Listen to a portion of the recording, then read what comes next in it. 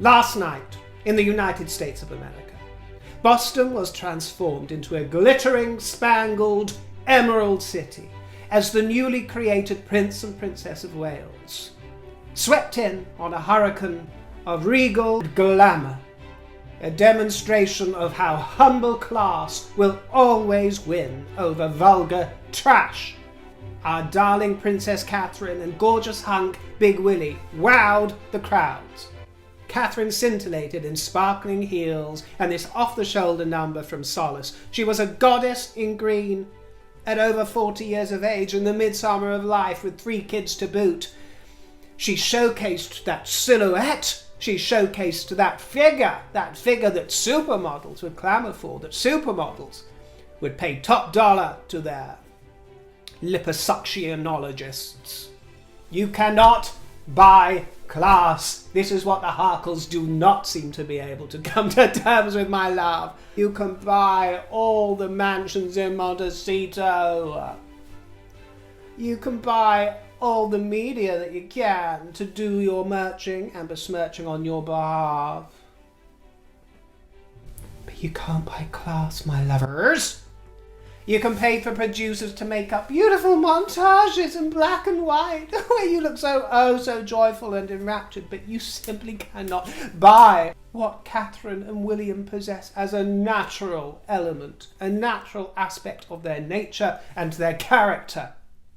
Do you not understand that, my lovers? It doesn't matter which designers you coax into tailoring and bespoking the latest styles for you, because Catherine, all she has to do is loan out some simple green fabric, hang it from her supple, svelte frame, and join the arm of Big Willie, and the world's press go into a feeding frenzy that you simply cannot capture. The only attention you can capture is that is based off of drama, besmirching the family. Can you imagine who would be paying attention to the wonderful philanthropist Rachel Ragland, briefcase gal, if she hadn't been welcomed so warmly into the royal fold? Who would be mentioning her name? What would she be doing now? Which series of Suits would she be on? 28? And would she still have one of the starring roles? One of the 8 starring roles in that? Somehow. I doubt it. Catherine's throat was adorned with a diamond and emerald choker that had been passed from Queen Mary to Elizabeth to Diana, and now with dear Catherine. Rumoured to be worth $15 million. That's more than what you paid for that shack in Montecito, Harkles. Not that Catherine is mercenary, or gives a hoot about the cost of such things, other than the sentimental, historical cost. Because she is not so vulgar as others. But it is cold comfort for you to know, isn't it, my loves, that what she has simply flung around her throat and her neck is worth more than your shack. This was the grand finale of a tour that was mired and swamped in controversy due to the in-laws. All the controversies of this week were down to the in-laws, the timing of the Netflix trailer. Marlene, our friend Marlene Headley, the curious case of Marlene Headley, who connived her way to publicity as one of your sympathisers who had the gall to accuse your in-laws of domestic violence. That's the kind of nutcases we're dealing with.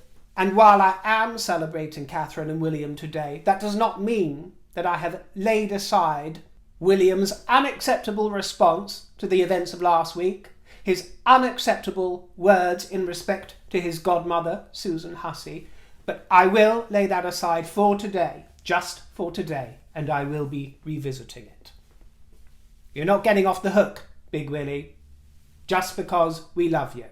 But even after everything that the Harkles threw at them, the world threw at them, the media threw at them, the cream rises to the top, and they enchant and they impress.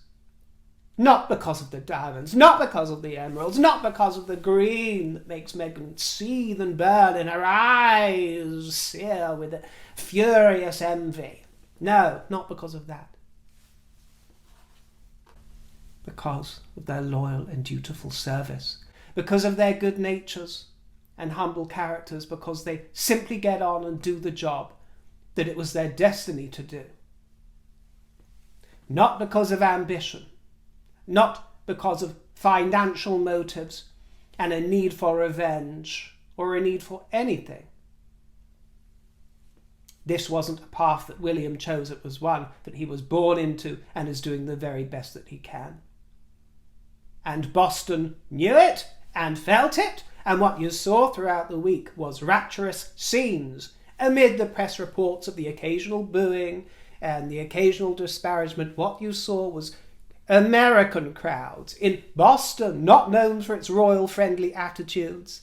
What you saw was crowds, not coerced into attending, but crowds on a scale that Meghan and Harry would really have to cough up for quite a few dollars.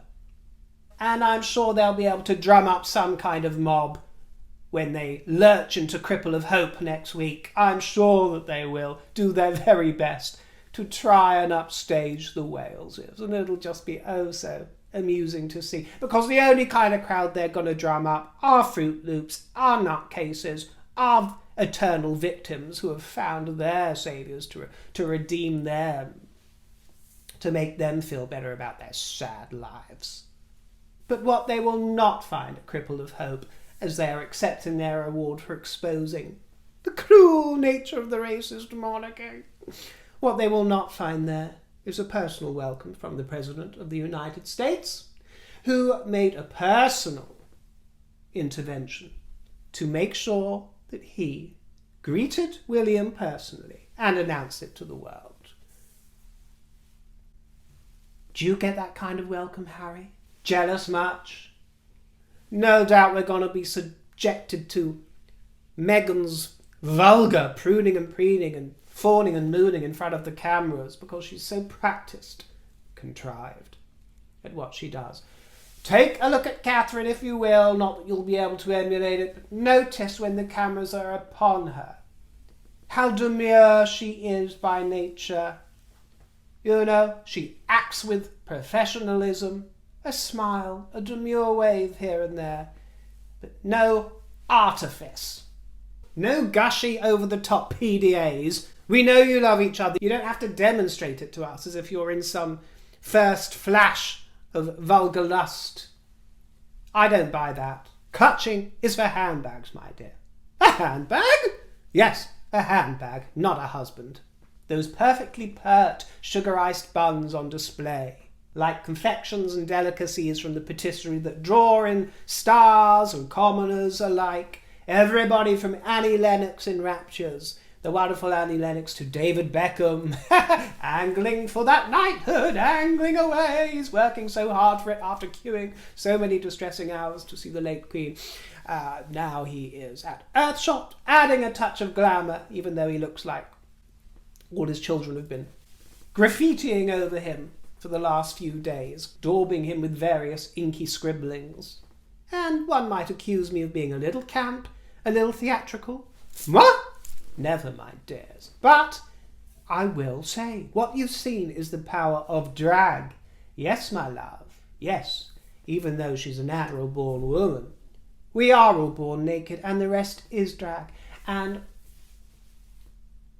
a wardrobe can have stunning impact.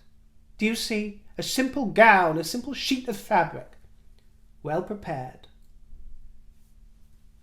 enveloping good character, can make a statement and send a message to the world in mysterious ways that other forms of communication simply cannot. And the communication has been picked up loud and clear. Yes, Harkalachians, you are celebrities, and you've formed yourself into celebrities of the woke world. You will have success. Many will tune in to see your docu-series.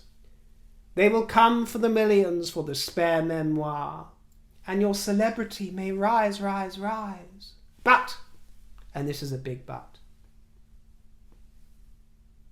Catherine and William are stars. Stars. Do you understand me? In a world where there's very little to be seen of the golden era of Hollywood, very little to be seen of fine characteristics and old school values, Catherine and William exemplify it to the world. And the world sees a dual constellation of stars.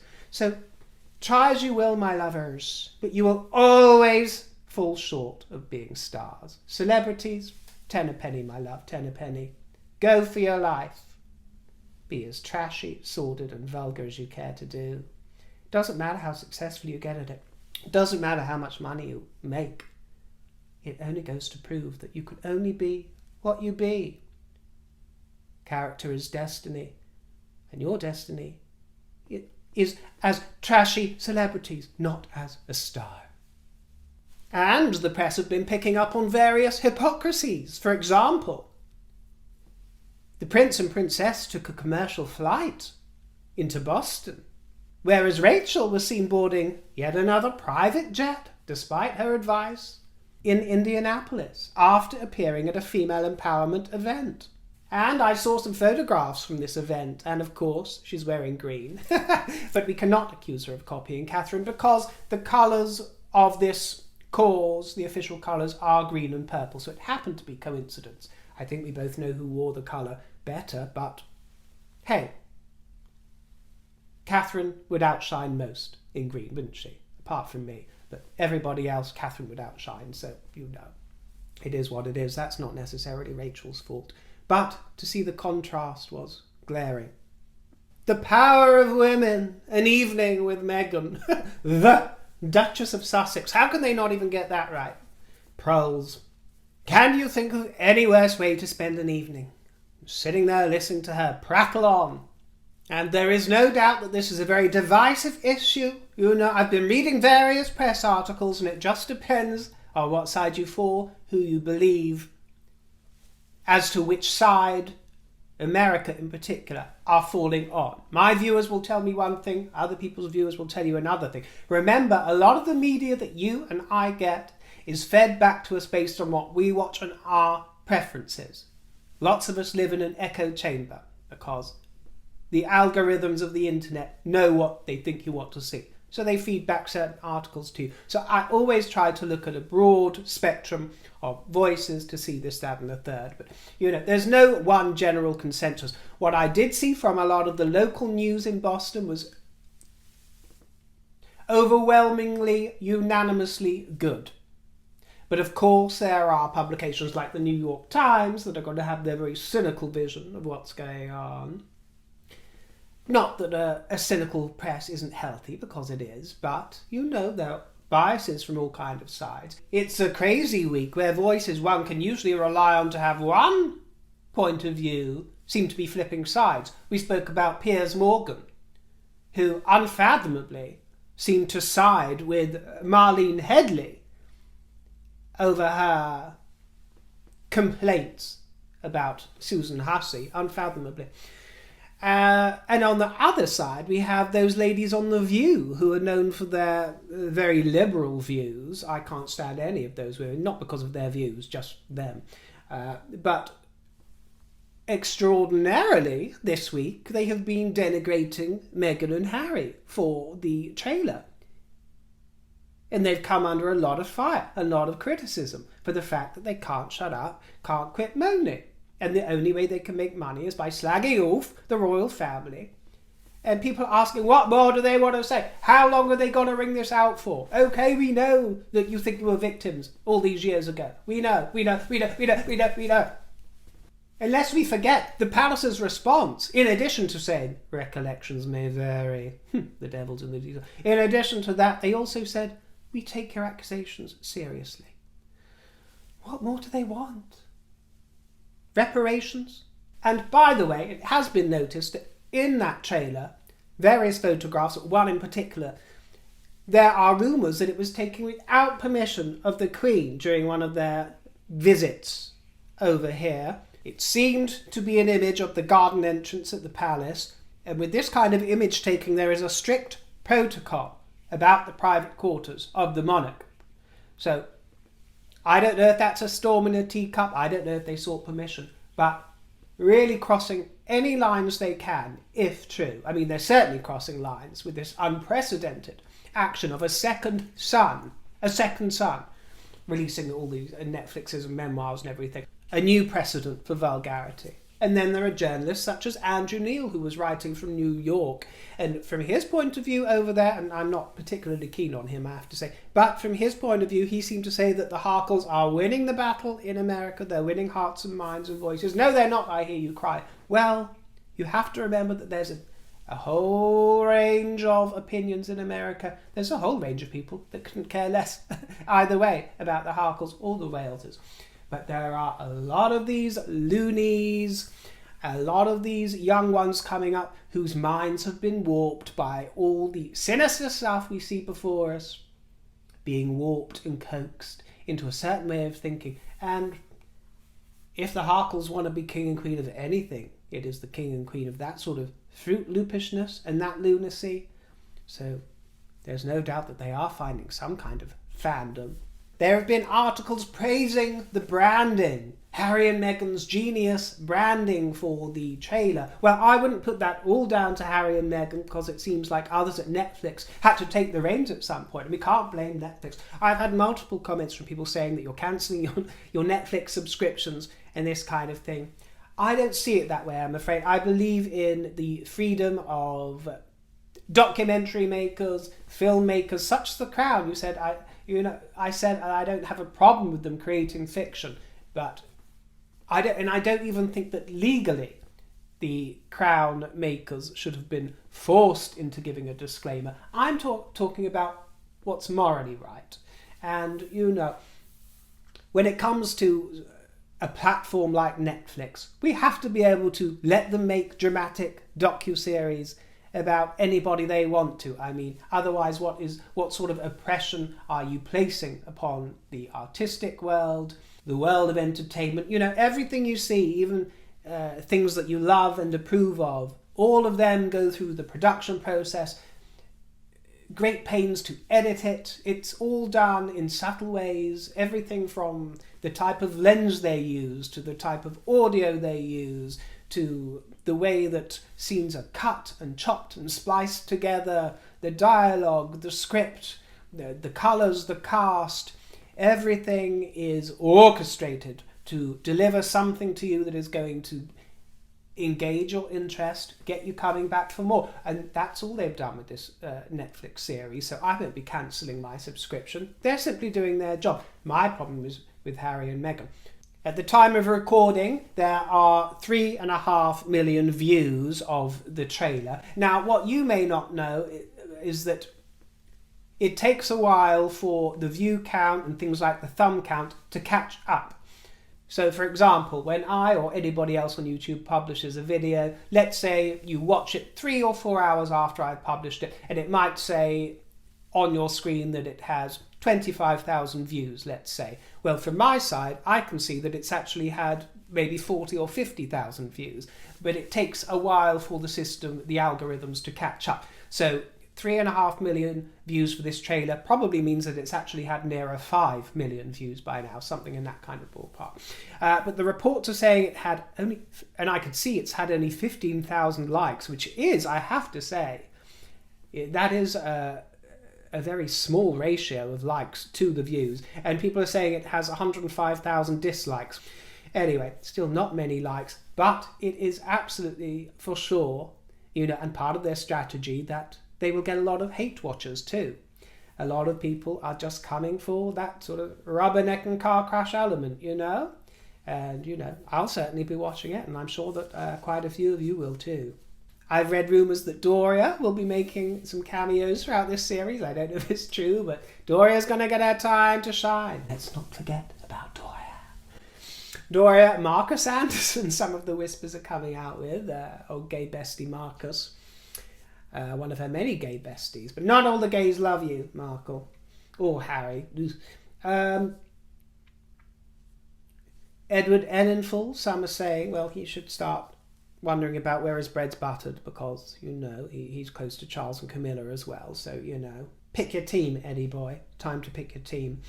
But there have been rumours of little tussles of power between Meghan and Liz Garbus, the director. Tussles of power because Meg thought that she would have more of a directing role. This is what the press have been saying. I don't know if it's true, but she was firmly put in her place by Netflix. I've also been reading whispers that there was some disparity between what Harry says in this documentary and what he relayed to J.R. Mooringer. Now, I'm sure he would dispute that, but that is what the whispers are, and so some last-minute changes apparently had to be made so that they jive with each other. I must take a moment also to draw your attention to another class act. A silver trophy in the form of Sophie, who was swishy in silvers and lacy platinums at the Royal Variety performance on the arm of Steady Eddie. She was presented with a creamy bouquet and looked absolutely elegant. But it wasn't all glamour and games. She was soon back to work, visiting WizKids to mark the International Day of Persons with Disabilities. I also wanted to share with you, in case you missed it, this haunting, foggy photograph of Diana's final resting place that was shared by her brother, Earl Spencer. Enjoy the rest of your weekend, my fruits. Thank you for joining me. And if you'd like to treat me to something to nibble on, then my... If you'd like to treat me to something to nibble on, my tip jar is in the description box below. Stay fruity and on royal duty. Ta-ra!